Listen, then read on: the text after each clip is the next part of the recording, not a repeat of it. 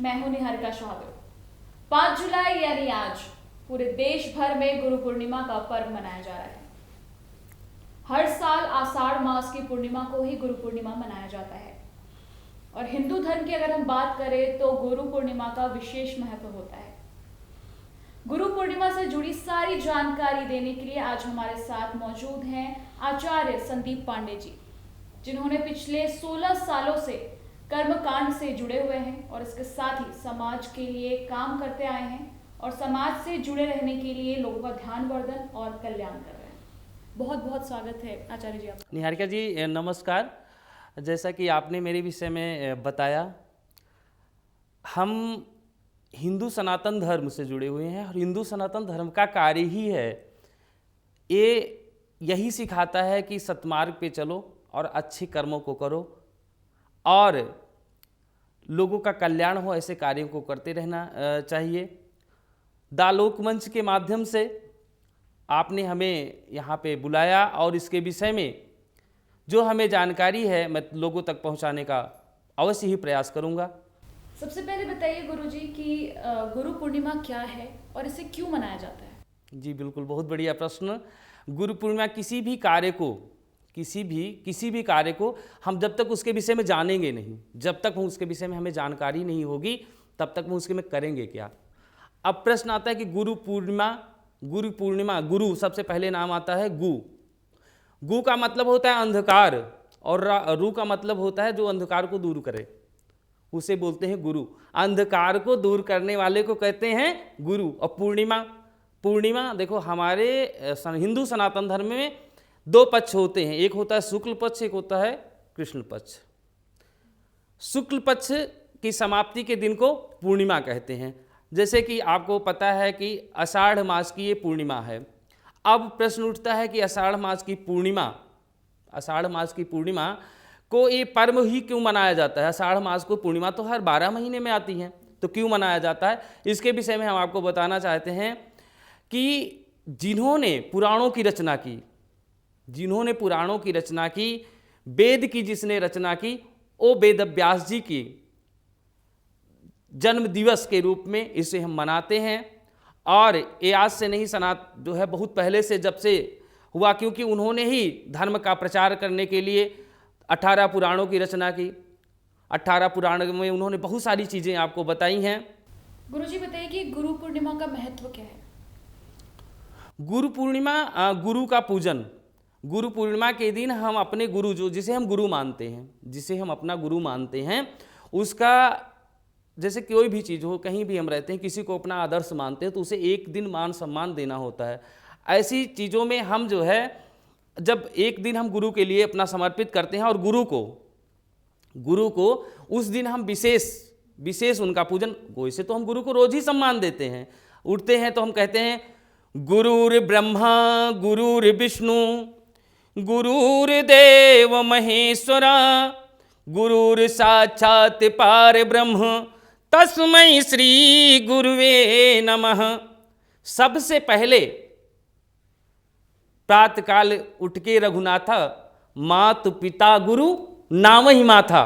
तो सबसे पहले हम गुरु का ही सुबह उठते ही हम सबसे पहले पृथ्वी को प्रणाम करते हैं, उसके बाद हाथ का अपने जो है देख करके उसके बाद आगे की तरफ हम कार्य करते हैं। तो हमारी तो सनातन परंपरा ही रही है गुरु से, लेकिन गुरु को तो हम रोज ही प्रणाम करते हैं, लेकिन एक विशेष दिन, विशेष कहते हैं ना, विशेष उस दिन जो है उनका पूजन किया जाता है। तो गुरु पूर्णिमा के दिन जिसे भी हम अपना गुरु मानते हैं, और जीवन में बिन गुरु ज्ञान विवेक न होई और राम कृपा बिन सुलभ न सोई। बिना राम की कृपा, जब तक आपको गुरु नहीं मिलेगा, जब तक सच्चा गुरु आपको नहीं मिलेगा, जीवन में आप कभी भी आगे बढ़ नहीं सकते हो, कभी भी आगे नहीं बढ़ सकते हो। इसलिए आपको गुरु मिलना चाहिए।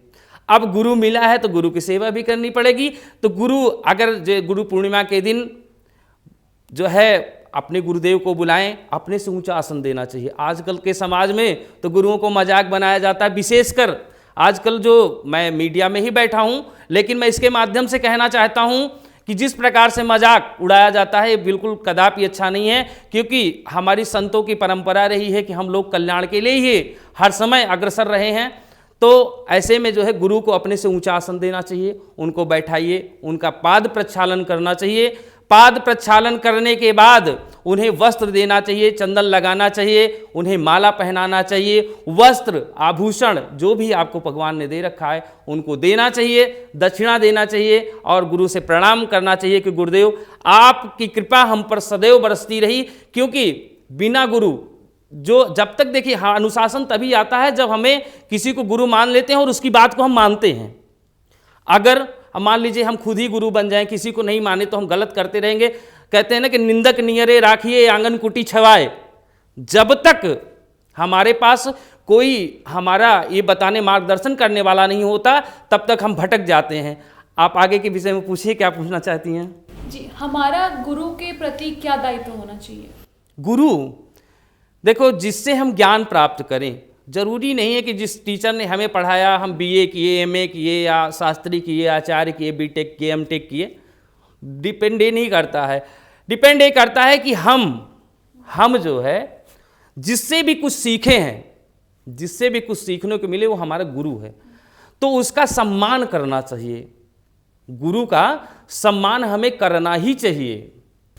गुरुजी, गुरु के प्रति अगर हम बात करें तो एक सच्ची श्रद्धा क्या होती है?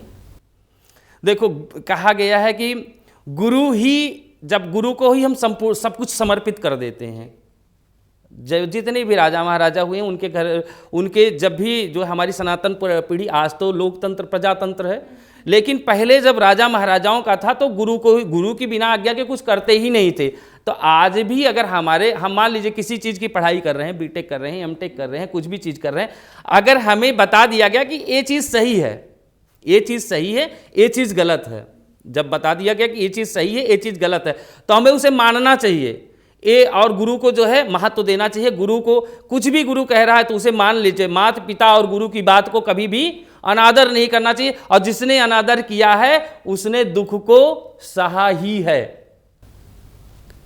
जी, आज के समय में हम बात करें, आज गुरु का महत्व हमेशा से ही रहा है, लेकिन अगर हम आज के समय में जैसे बदलाव आ रहा है, तो आज के समय में अगर गुरु समाज में किस तरीके से बदलाव ला सकता है? देखिए, आपने बहुत बढ़िया प्रश्न किया है कि आज का समय और कल का समय। देखो, पूरब में ही सूरज पहले भी निकलता था और आज भी निकलता है, पश्चिम में अस्त होता था, आज भी अस्त हो रहा, कुछ भी बदला नहीं है। समय वही है, सब कुछ बदलना, हमारे सोचने का तरीका बदल गया है सिर्फ। तो हमें देखिए, जो भी आगे बढ़ते हैं, जो भी करते हैं, उन्हें गुरु का आश्रय लेना चाहिए, गुरु से सीखना चाहिए। और किसी का जब हम अपमान करेंगे तो हमें, कहते हैं क्रिया की प्रतिक्रिया होती है, कोई भी अगर किसी का हम अपमान करेंगे तो हमें भी अपमान सहने की शक्ति लानी ही चाहिए। अब अगर किसी का हम सम्मान करेंगे तो सम्मान की शक्ति आएगी ही। अब सुनो, जितने भी लोगों ने जीवन में उच्चतम पद को प्राप्त किया है, आपको बता दूं, ध्रुव को ले लीजिए आप। ध्रुव ने क्या किया? ध्रुव ने, देखो, राजा ने गोद से उठा दिया, कहा मैं ऐसे पद को प्राप्त करूंगा जो कि राजा की मतलब इस सिंहासन से भी बड़ा होगा, और चले गए। लेकिन उस बालक को पता नहीं था कि क्या करें क्या ना करें। तब किसने ज्ञान दिया? नारद का आजकल देखता हूं टीवी वाले इतना मजाक उड़ाते हैं। ऐसे ऋषि हैं जो किसी भी समय कहीं भी पहुंच सकते हैं, उनके पास उतना ज्ञान है, किसी भी काल में किसी भी अवस्था में वो जा सकते हैं। मानस पुत्र है ब्रह्मा के वो, लेकिन उनका मजाक उड़ाया जाता है। और जिसको भी भगवान के दर्शन हुए हैं, भगवान से ज्ञान मिला है, कैसे मिला है? नारद के द्वारा ही मिला है। जिसको नारद मिल गए, समझ लिए उसके जीवन का कल्याण हो गया। तो नारद जब मिले और उन्होंने बतवाया कि जा करके आप जो है एकांत में ले गए और कहा ऐसा करिए कि आप जो है भगवान नारायण का जाप करिए, और उन्होंने ओम नमो भगवते वासुदेवाय को किया, और अंत में भगवान को आना पड़ा और आशीर्वाद दिया। तो गुरु जब मिला, जब सच्चा गुरु मिलेगा तभी जीवन में, तो गुरु की महत्ता इतना है कि जब तक आप जीवन में अच्छे गुरु को नहीं प्राप्त कर लेते हो तब तक आप आगे बढ़ नहीं सकते हो। आपने अच्छे गुरु की बात की। आज के समय में लोग कैसे अंतर करें कि अच्छे गुरु कौन है और बुरे गुरु कौन है? जी बिल्कुल, बहुत सही बात आपने कहा कि कैसे पहचाना जाए। देखो, जैसे हम कोई भी चीज़ है आजकल के, देखो इस समाज में पीला कपड़ा पहन करके और शिखा रख करके जो है ये कलयुग का प्रभाव है। लेकिन ऐसे में भी कहते हैं ना कि जैसे हम डॉक्टर के पास दवा लेने के लिए जाते हैं, जब हम डॉक्टर के पास दवा लेने के लिए जाते हैं तो हम 4 लोगों से पूछते हैं ना कि भैया वो डॉक्टर कैसे हैं, उनकी दवा कैसी है, कैसे कराते हैं। उसी प्रकार से हम जैसे पूजा कराते हैं, हमारा काम है, मैं पूजा कराता हूँ रोज़। मैं जाता हूँ तो लोग मेरे से ये कहते पंडित जी, मैंने तो पंडित जी को दक्षिणा दे दी और पंडित जी को बुला ले, पंडित जी जाने। एक चीज़ बताइए, अगर कोई गलत कार्य होगा, पंडित जी अगर गलत करेंगे तो उसका जब अगर उनको भी कष्ट तो उनको भी सहना पड़ेगा और कष्ट आपको भी सहना पड़ेगा, दोनों को ही सहना पड़ेगा। ऐसा नहीं है कि पता चलेगा कि आप वो चीज़ को जो है आपको नहीं सहना पड़ेगा अगर गलत हो रहा है। इसलिए हम सभी से यही निवेदन करते हैं, कोई भी काम करिए, आपके घर में भगवान सत्यनारायण की कथा कराइए या कुछ भी संस्कार कराते हो तो सबसे पहले आप भी उसका अध्ययन करिए और उसके बाद गुरु जी से नहीं कि लड़ाई करना शुरू कर दीजिए। वहाँ पे गुरु जी से इज्जत के साथ, मान सम्मान के साथ कि महाराज मैंने ऐसे भी सुना है, क्या ऐसे भी हो सकता है, तो गुरु हो गए तो जाहिर सी बात है। तो ऐसे में गुरु का पहचान जो आपने कहा, तो इस तरह से पहचान करना चाहिए कि वो जब हम भी पढ़े हैं, हम लोग भी आजकल विद्युत समाज हो गया, ऐसा नहीं कि सारे, तो ऐसे में पढ़ लिख करके और जो है एक अच्छे गुरु का चयन करना चाहिए। जी, आज चंद्र ग्रहण भी है और तो इससे जुड़ी कुछ जो सूतक होता है उसके बारे में और चंद्र ग्रहण में क्या करें ना करें इसके बारे में बताएं। जी बिल्कुल, आपने सही कहा। देखो बात ये होती है, करना उतना ही चाहिए जिसकी ज़रूरत हो। देखो सूर्य ग्रहण और चंद्र ग्रहण, ये 2 ग्रहण हमारे यहाँ होते हैं। ग्रहण पे भाई मैंने पिछली बार बोला भी था। ऐसे समय में अभी जो आप देख रही हैं, चंद्र ग्रहण का प्रभाव भारत में नहीं है, क्योंकि दिन में तो चंद्र ग्रहण लगता नहीं है। तो क्योंकि जो इसमें समय दिया गया 8:37 से 11:37 तक है, 2 घंटे की अवधि दिखाई गई है, लेकिन उसका भारत में कोई प्रभाव नगण्य है। तो उसमें से ज़्यादा सोचा विचारी करना नहीं है, सब अपने इसी रूटीन पे कार्य होगा, ऐसी कोई दिक्कत नहीं है। गुरुजी, कल से सावन की शुरुआत हो रही है, तो ऐसे में आप हमें बताएं कि भगवान शिव जी की पूजा अर्चना की शुरुआत कैसे करें और पूजा करते वक्त किन किन बातों का इस बार ध्यान रखें। और अभी कोरोना भी चल रहा है, तो ऐसे में क्या कुछ सोच समझकर पूजा करें लोग। जी बिल्कुल बिल्कुल, बहुत बढ़िया प्रश्न किया आपने। सावन का महीना, आपने कहा सावन का महीना भगवान शिव का महीना कहा जाता है। क्यों? प्रश्न आता है क्यों?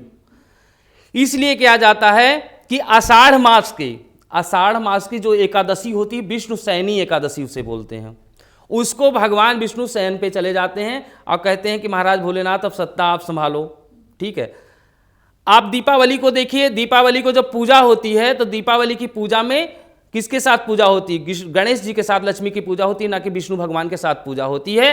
तो इसलिए भगवान विष्णु जब शयन पर चले जाते हैं 4 मास से, देखो ऐसे भगवान सोते नहीं हैं, लेकिन योग माया में वो सोते हैं अपना। तो जब चले जाते हैं इसी समय से जब विष्णु भगवान चले जाते हैं तो जो ऋषि महात्मा, जो संत लोग होते हैं, वो एक जगह पर रुक जाते हैं और रुक करके चौमासा बिताते हैं। शायद नहीं पता होगा आपको, चौमासा बिताते हैं और वहीं पर वो विश्राम करते हैं और वहीं पर ज्ञानार्जन करते हैं, वो ज्ञान करते हैं। और उसके बाद फिर जब 4 महीना पूरा हो जाता है तो उसके बाद भ्रमण करने लगते हैं वो।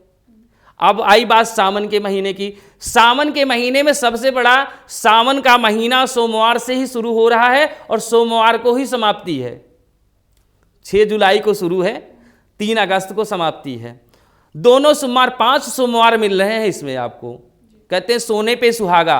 तो इसलिए जो है आप लोगों को चाहिए, सभी को चाहिए, आप लोगों की बात नहीं, जो भी देख रहे हैं सभी से निवेदन है कि इसमें भगवान भोलेनाथ का, ठीक है, कांवड़ पे क्योंकि इस समय ऐसी महामारी से हम लोग घिरे हुए हैं, भगवान करें भगवान भोलेनाथ की कृपा हो कि उसकी जल्दी से जल्दी निराकरण हो। लेकिन जहाँ तक रही बात, हमें पूजा आस्था बनाए रखना चाहिए, क्योंकि जब राक्षसों ने अत्याचार किया तो भगवान ने उसका संहार किया है। तो कोरोना एक राक्षस ही है, उसका भी संहार भगवान करेंगे ही करेंगे। ऐसे में क्या है, भगवान जो है, भगवान को नित्य उठें और भगवान को दूध से, गंगा जल से, हल्दी, सिंदूर, जो भी है आपका पूजन सामग्री, उससे बढ़िया से भगवान भोलेनाथ का पूजन करें। और सोमवार का दिन है, भगवान जो है सोमवार के दिन अगर हो सके तो भगवान का, भोलेनाथ का रुद्राभिषेक कराना चाहिए।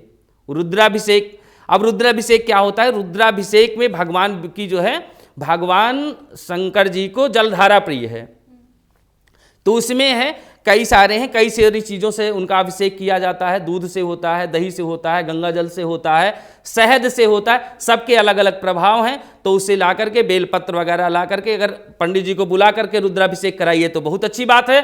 अगर पंडित जी नहीं उपलब्ध हैं तो अपने से भी भगवान और पार्थिव शिवलिंग बनाना चाहिए। अगर मान लीजिए मंदिर में भीड़ है, ठीक से पूजन नहीं कर पा रहे हो, क्योंकि बहुत सारे लोग जाते हैं, सबकी आस्था है, ऐसे में अब कोरोना महामारी चल रही तो पार्थिव शिवलिंग का महत्व विशेष बताया गया है। तो अपने से ही भगवान के शिवलिंग को बनाएं और शिवलिंग को बना करके और भगवान को सबसे पहले पूजा की विधि, सबसे पहले आचमन करें 3 बार। आचमन का मतलब 3 बार जल को पिए। कहते हैं पहले आत्मा फिर परमात्मा, अपने को आचमन करें, शुद्ध करें, आसन को जो है जल छिड़कें, पवित्र हो जाएं। उसके बाद भगवान भोलेनाथ का ध्यान करें।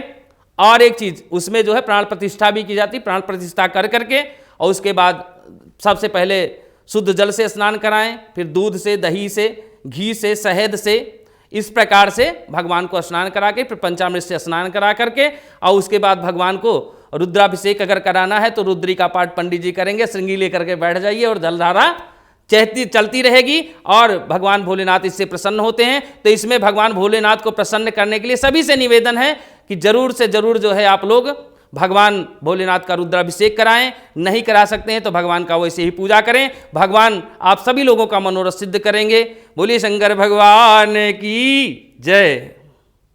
इसी तरीके के कार्यक्रम से जुड़े रहने के लिए देखते रहिए लोकमंच और इसके साथ ही हर व्रत त्योहार, हर परेशानी मुश्किल से जुड़ी बातें हम गुरुजी से करेंगे और आप तक पहुंचाएंगे।